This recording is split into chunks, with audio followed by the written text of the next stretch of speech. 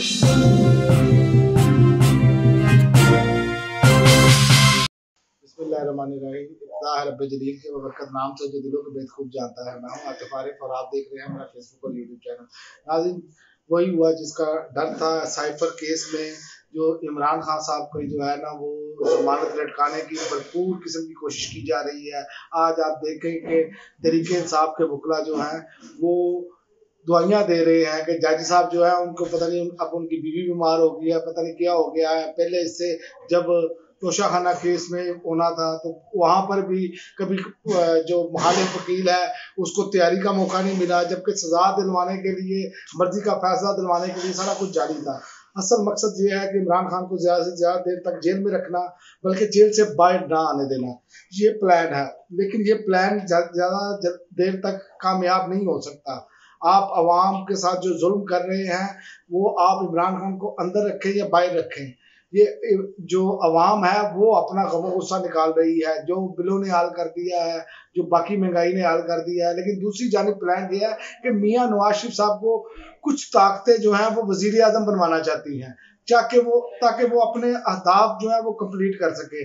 उसमें आप देखें कि अमेरिका, मगरबी ममालिक और भारत इनमें शामिल है। और इनकी जो खबरें आ रही हैं, जो इतलात हैं, जो तजिया निगार इस पर तजिया कर रहे हैं, वो यही है कि इमरान अपना मियाँ साहब को जो है वो किसी न किसी तरीके से वज़ीर आज़म बनवाया जाए। और भारत की ये शदीद तरीन ख्वाहिश है।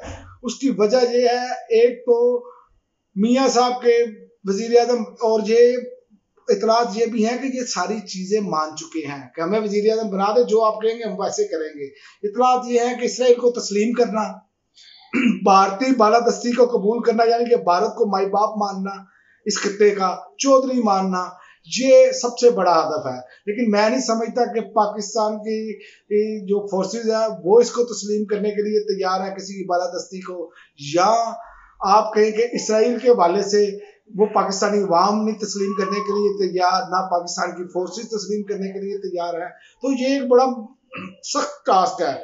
लेकिन झगड़ा तो जिस तरह मगरिब में हुआ है, जिस तरह अमेरिका ने झगड़ा हुआ है, और भारत जिस तरह आगे निकल गया है, जो कि 2 साल पहले हमसे नीचे जा रहा था कोरोना में, और पाकिस्तान इस खित्ते में सबसे आगे जा रहा था। और जैसे रिजीम चेंज हुआ, आपके सामने है जो हालात बने, ये अब वो किया जा रहा है। और इसके लिए आप देखें कि अब पीपल्स पार्टी से भी ये छीना जा रहा है सारा कुछ। पीपल्स पार्टी के खिलाफ कार्रवाई शुरू हो गई है। अब आपको एहतसाब के नाम पर पीपल्स पार्टी का आपने देखा, वो शादिया मरी और दूसरे भी चंद लोग हैं जिनके हवाले से खबरें गर्दिश कर रही हैं कि उनके यहाँ छापे पड़े हैं और कुछ रकूम वगैरह बरामद हुई है। बात यह है कि जब ये हुकूमत में बैठे होते हैं, जब ये अच्छे बच्चे बन के बैठे होते हैं, जब तमाम बातें मान रहे होते हैं, उस वक्त क्यों नहीं इनको रोका जाता जब ये करप्शन कर रहे होते हैं। मैं ये बिल्कुल नहीं कहना चाह रहा कि ये करप्शन नहीं करते। अगर ये जिस वक्त करप्शन कर रहे होते हैं, जब ये अरबों डकार जाते हैं कौम का, फिर कैसे हमारे एहतसाब का निज़ाम हरकत में आता है, फिर इनको छोड़ भी दिया जाता है जब वो बातें मान लें। तो ये नजर आ रहा है कि मुस्लिम लीग नून को आगे लाने के लिए ये पीपल्स पार्टी के गिर्द भी घेरा तंग किया जा रहा है, और ये वही काम कर रहे हैं। जैसे पीर साहब पगाड़ा ने कहा था कि जब ये इख्तदार में हो तो गला पकड़ते हैं, और इख्तदार से बाहर हो तो पाँव पकड़ते हैं। इन्होंने जरदारी साहब अपने आप को बहुत ज्यादा चालाक समझते हैं, जरदारी साहब के साथ भी खेल खेल दिया है। और पीपल्स पार्टी ये चाह रही है कि इलेक्शन 90 रोज में होने चाहिए, जो कि तरीके इंसाफ भी यही चाह रही है। लेकिन अब आप देखें कि सदर ममलिकत डटे हुए हैं। जो आखिरी इतलात आई हैं, जो मुलाकातें हुई हैं, उसमें सदर ममलिकत को, बल्कि कुछ लोग तो ये कह रहे हैं कि वो 8 को इस्तीफा दे देंगे। लेकिन इतलात ये है, अगर सदर ममलिकत इस्तीफा दे देते हैं तो फिर तो गेम ही खत्म होगी ना। फिर तो आप इलेक्शन को जाए भूल ना, इलेक्शन कमीशन ने इलेक्शन की तारीख देनी है, तो ना फिर आगे अदालतों ने अपने अहकामात पर अमल दरामद करवाना है, ना कोई आइन होगा, ना कुछ होगा। जो इनकी मर्जी चाहेगी जो है वो करेंगे। इसीलिए ये किया गया है। लेकिन सदर ममलिकत के पास ये इख्तियार मौजूद है कि वो तारीख दे, क्योंकि दस्तखत उन्होंने किए असम्बली पर। ये बहुत सारे तजिया निगार और कानून दान कह रहे हैं। और जहां पर एक छोटी सी कानून साजी करके आप आईनी तरमीम के बगैर ये उनसे हक नहीं छीन सकते। और ये भी है कि ये भी कहा जा रहा है कि सदर ममलिकत को कि आप जो है वो कंटिन्यू करें, आप इलेक्शन की तारीख ना दें, और इमरान खान के हवाले से जो है वो आप लाताल्लुक हो जाए और एक तरफ साइड से अपनी ज़िंदगी गुजारें। अब ये हफ्ता जो है, ये सितंबर का महीना और ये सितंबर के जो 15-16 दिन है, ये इस चीज़ को डिसाइड करेंगे कि किस तरफ जानी है गेम। अगर इलेक्शन 90 रोज में ना हुए तो याद रखें ये प्लान है 2025 में इलेक्शन करवाने का, और ये सबको मालूम होना चाहिए कि क्यों इतनी देर। लेकिन इस अगर इलेक्शन लेट होते हैं तो याद रखें अवाम के पास इस टाइम एक उम्मीद है कि इलेक्शन होंगे, मुंतखब कोई भी हुकूमत आए, वो हमारे मुंतखब नुमाइंदे आए, वो हमारा सोचे। लेकिन अगर लेट होते हैं, अगर नहीं करवाए जाते, तो ये भी उम्मीद एक अवाम की टूट जाएगी कि और जो नारकी की तरफ उनको मजीद लेकर जाएगी, और ये जाने के इम्कान 90% से ज्यादा हैं।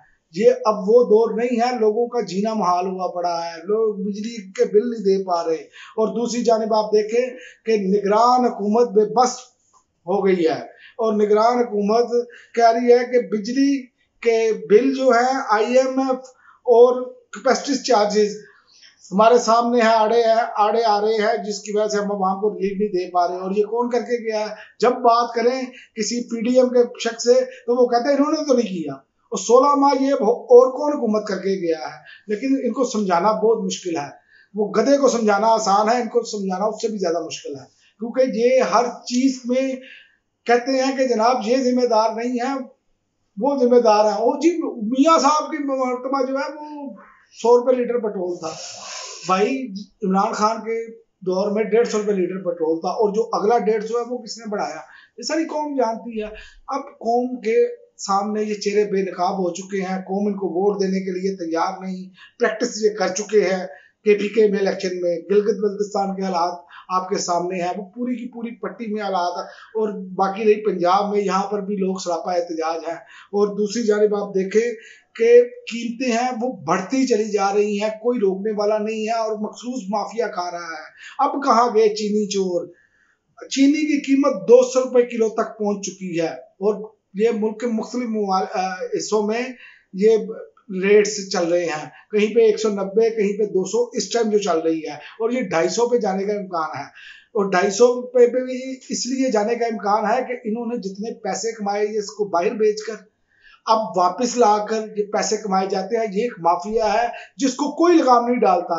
जब ये सब कुछ कमा लेंगे, सब कुछ हो जाएंगे, फिर एहतसाब का निजाम हरकत में आ जाएगा। देखें जी, हमने 2 अरब रुपया बरामद कर लिया, खा के वो 20 अरब जाते हैं कौम का। थोड़ा सा दिखाते हैं कौम को कि ये हमने बरामद कर लिया, बाकी सब बेकार गए, फिर जमानतें भी हो जाती हैं, सब कुछ हो जाता है, निशाने इबरत नहीं बनते। और जिस पर कुछ नहीं है उसको बाहर निकलने नहीं दिया जा रहा, उसको किसी ना किसी तरीके से ये अंदर रखना चाहते हैं। लेकिन अब तोशाखाना केस हमारे सामने है सारा कुछ। वो तोशाखाना केस में भी हमने देखा कि इमरान खान पर ये जो डाला गया, दूसरी जानिब गाड़ियां ली गई BMW, और यहाँ पर तो एक साफी ने, वो जो सबसे ज्यादा उछल कूद करके इमरान खान के खिलाफ बातें करता था, उसने भी गाड़ी ली हुई थी। उससे बात करें वो उछल उछल कर पड़ता है। उसके बारे में अब मैं मजीद तो ऐसे अल्फाज नहीं इस्तेमाल करना चाहता, ना नाम लेना चाहता हूँ, लेकिन ये वो लोग हैं, ये जितने लोंडे लपाटे हैं इनके, वो आके सलमान रुश्दी के हवाले से भाषण दे रहे थे इमरान खान के हवाले से कि जी इमरान खान ने तो वो वकील कर लिया, वो फर्म आयल कर ली।